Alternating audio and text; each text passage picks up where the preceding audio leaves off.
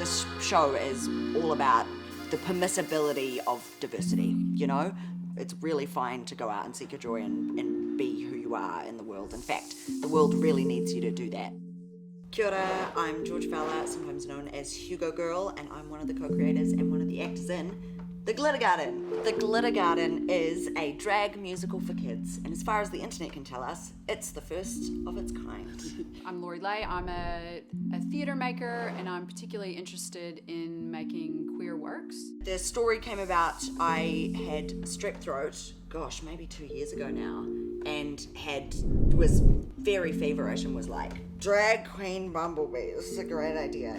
And then Leigh is magic and added a world of scholastic educational know-how and expertise. George and I were acquaintances, and he came to me a few years ago, said, hey, I've also got an idea to do a kids drag show musical about gardening. And I was like, I'm really interested in that. That sounds exactly like the kind of work that I want to make. Yeah, which is a true miracle, because what a combination of adjectives that pitch is. We were inspired to make this work because I think with our histories we come from a similar place in that we want to make work for kids that we wish we saw when we were young. The form is what's really interesting, which is that it takes elements of traditional musical theatre and then blends them with drag as an art form, as a contemporary art form, and also elements of pantomime and cabaret,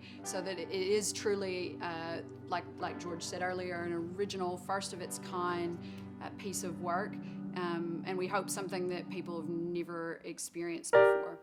In drag, you have these tropes of costumes created specifically for performers, colorful, transformation, quick changes, reveals, magic, sequins. And I was interested in exploring this idea of what if a theater set could also do that? What if a theater set could be, I think an audience member who saw it was like, this feels like I'm stepping into my childhood fantasy land.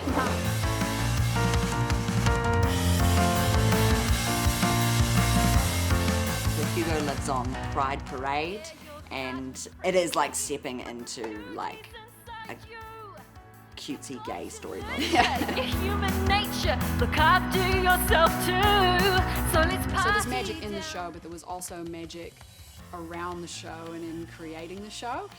We realized that the show means a lot to the queer community. So a lot of the target audience ended up being just queer adults who wanted to come see the Glitter Garden, who had no children, or queer parents who, for them, this is the first time they can sort of bring their children to something that really speaks to them.